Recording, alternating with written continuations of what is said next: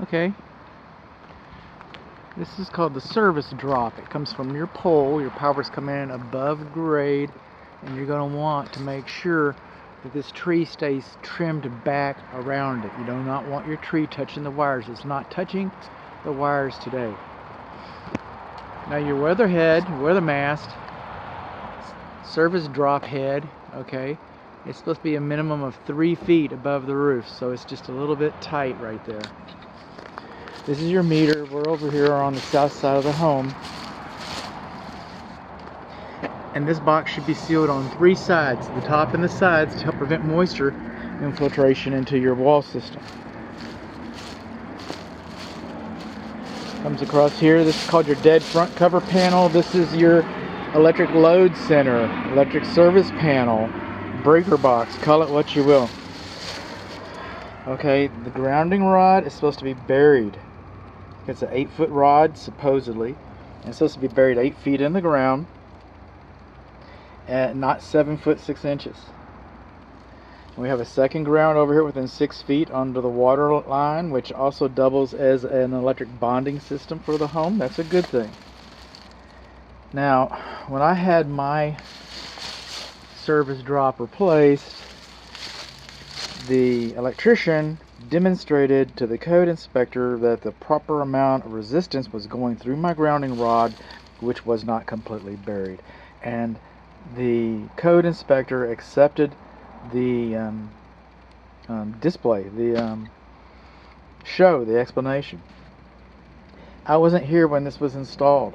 I don't know, it might be okay, but all I know is the grounding rod is not properly buried.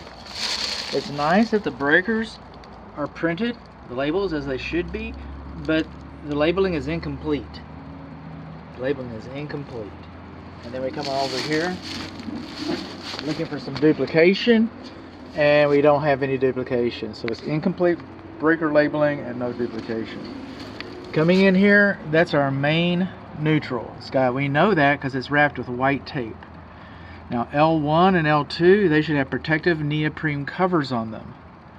Alright, but they don't. So we should have those. Coming on down along here, you see the wires going into the circuit breakers? I can't use my hand to show you because I'm holding the cover up.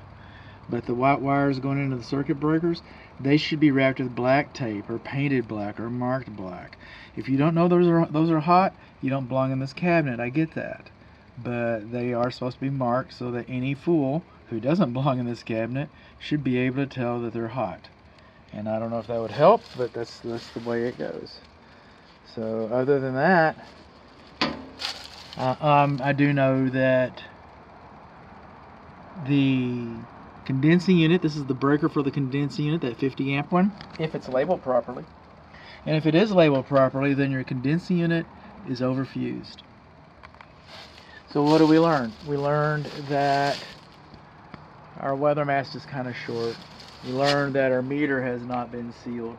We learned that, like the meter, this box should be sealed on the top and 3 sides. We learned that we do not have neoprene covers on L1 and L2. We learned that we have some white hots that are not properly marked. And our bonding location, which is right there, our bonding location is not labeled inside of the cabinet. Let's see who's trying to call me. Oh well, I guess I missed that one.